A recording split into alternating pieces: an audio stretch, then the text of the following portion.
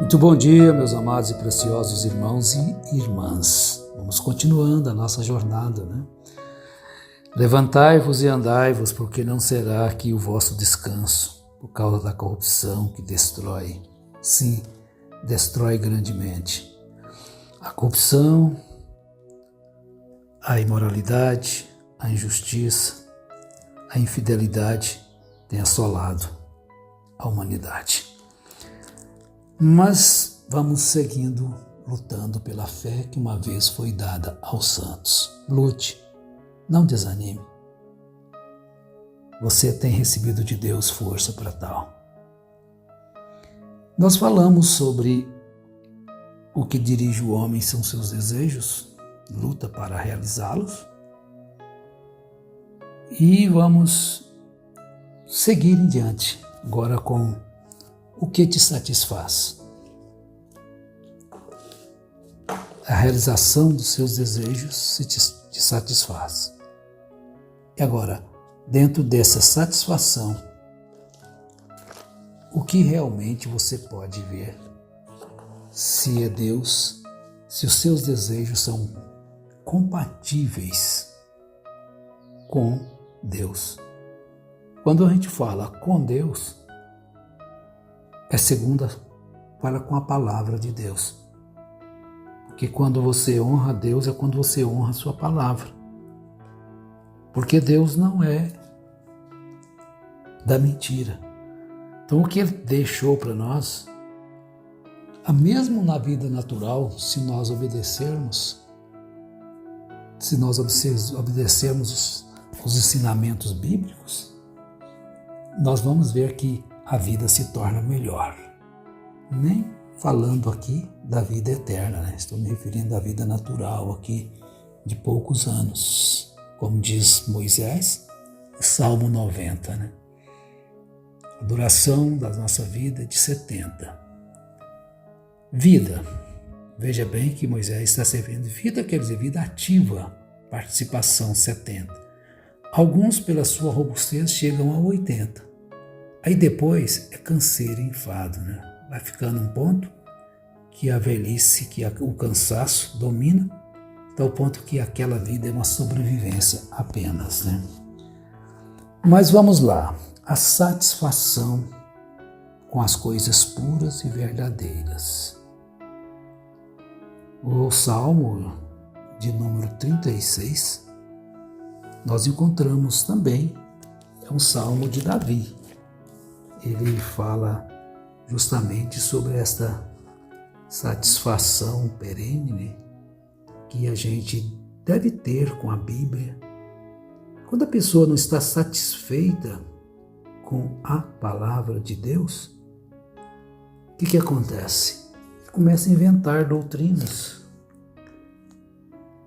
inventar coisas que não combinam com a palavra, acrescenta, tira, e assim, para seu bel prazer, para satisfazer o seu desejo de ser alguém que sabe mais do que os outros, mas ele não mede as consequências finais, como está nas Escrituras. Então nós devemos observar isso e estar contente com o que Deus nos deu, que é a Bíblia, a palavra de Deus. Desta forma, e Deus vê os desejos dos nossos corações e os satisfaz de acordo com a sua vontade. Vocês estão compreendendo? Como é necessário a gente procurar ter em cumprimento na nossa vida Romanos 12, para que nós possamos compreender, entender e receber a perfeita, agradável vontade de Deus. E assim, então, nós teremos os nossos desejos satisfeitos, realizados, porque são puros diante de Deus, quando eles forem segundo a natureza de Deus. Aí você pode dizer, mas Deus é Deus, Ele está no céu e nós somos homens, humanos, temos necessidades que Deus não tem. Tá certo. Nós temos coisas que Deus nos dá que não o entristece. Você pode ter seu lazer, ter sua alimentação, ter sua esposa, ter seus filhos, ter seu marido, ter seus companheirismo, de uma forma que satisfaz o seu coração quando você tem no coração o próprio Deus. Ele não pede de nós coisa que não é para nós. Estão vendo? Porque a retidão de Deus é como as grandes montanhas. O Senhor preserva os homens e os animais. Quão é precioso o amor de Deus. Salmo 36, 7 diz: quão precioso é, ó Deus, o teu constante amor. Por isso os filhos dos homens se abrigam à sombra das tuas asas. Eles se fartam da gordura da tua casa, e tu lhes dás de beber da corrente das tuas delícias. Pois em ti está o manancial da vida, e na tua luz veremos a luz. Deus nos trata como o Pai trata o seu Filho, quando nós o recebemos como Pai. Ele não vai exigir de nós o que o serafim, um querubim ou um anjo. Ele sabe que nós somos pó, como diz o salmista, um verme. Mas ele satisfaz os nossos desejos. E às vezes ele dá, pela sua insistência, pela nossa insistência, a sua vontade permissiva. Assim nós encontramos o exemplo em Balaão, que Deus disse primeiramente: não vá com estes homens. Pronto, acabou. Mas o desejo que estava no coração de Balaão, por causa do prêmio da injustiça, era muito grande, e ele não se contentou com a resposta de Deus e vou perguntar de novo. Estão vendo como até os homens bem-intencionados erram quando não se contentam com a verdade, quando não se contentam com a Bíblia? Isso é muito profundo, meus irmãos. Isso é muito profundo. Não se contenta com o que Deus deu, a palavra. Eu vou para o monte orar, lá tem uma visão, lá um anjo aparece. Por que não fica contente com o que Deus dá? Se obedecer essa Bíblia, puxa vida, só o que está escrito aí, analisa um pouquinho, só o que está escrito. Eu preciso de mais visão, eu preciso de um profeta, eu preciso de ter um dom de profecia, de língua estranha, disso eu não preciso. Se eu tiver, eu dou glória a Deus, mas eu não preciso. Eu tenho o entendimento, a consciência do que estou lendo, não tem nada escondido aqui nessa Bíblia. É só eu ler com atenção, tudo se clareia. Como tem clareado agora. Por que a gente achava que precisava e agora não precisa mais? A gente achava, mas na verdade nunca precisamos. Nós estávamos simplesmente engodados. E agora saímos do engodo. Então agora a Bíblia nos dá satisfação. Nós temos agora a nossa sede espiritual satisfeita. Isso é algo tremendo, maravilhoso. Então se canta, né? O Toniel e Oziel? Acho que sim, já faleceram. Não há satisfação em riqueza terreal se tu negas a Jesus. Veja bem que ele não estava dizendo que você não possa ter alguma coisa nem na música. Mas se você nega a Jesus, a bondade para com o próximo, o amor para com o próximo, você se tornou um escravo da riqueza terreal. Mas se você tem a riqueza terreal e pronto a ajudar ao que necessita e não fecha-lhe as entranhas e trava-lhe, aí então essa riqueza terreal não está te fazendo o bem que deveria fazer. Se Deus te deu, Ele te deu com essa intenção de ajudar o pobre necessitado. Não se trave se você tem recurso, porque senão você vai se tornar um avarento, que é idolatria. É um segredo nisso aí. Agora, faça tudo com direção, com inteligência, com sabedoria, com entendimento. Deus te dá entendimento quando você busca. Agora, a satisfação que Deus dá dos desejos dos santos, satisfação quando as promessas de Deus se cumprem. Porque Deus, Ele satisfaz a alma sedenta e enche de bens a alma faminta, o Salmo 107, 9. Estou eu satisfeito? Aí que entra a questão da satisfação com o que Deus me deu. Paulo chegou a dizer, estejamos satisfeitos, cada um esteja satisfeito com o que Deus deu. Não ambicioneis coisas altas, mas a influência, à frente, atrás, à direita, à esquerda, causa influência. E se você não tiver cuidado, você começa a querer tudo que os outros também têm, tudo que adquiriram. Você tem que chegar lá, como já dissemos.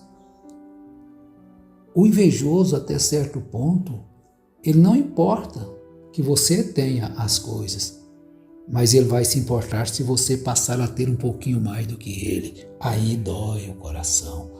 Mas quem é satisfeito com o que Deus deu, o seu próximo pode prosperar, se tornar qualquer coisa. Ele continua a sua jornada feliz e satisfeito. Ele tem uma consciência de que a sua alma não tá faminta. Isaías 58, verso 11, ele escreveu assim: o Senhor te guiará continuamente e fartará a tua alma em lugares secos e fortificará os teus ossos. Serás como um jardim regado e como um manancial cujas águas nunca faltam. Satisfação é ter a Cristo, não a melhor. Prazer já visto. Mas quem a palavra satisfaz? Então fica uma pergunta no ar. A Bíblia te satisfaz? Ou você necessita de sinais? Ou você necessita de visões? Ou você necessita de línguas estranhas? Paulo chegou a dizer, eu prefiro falar, acho que algumas palavras da maneira que todos entendam, do que milhares de palavras que ninguém compreende.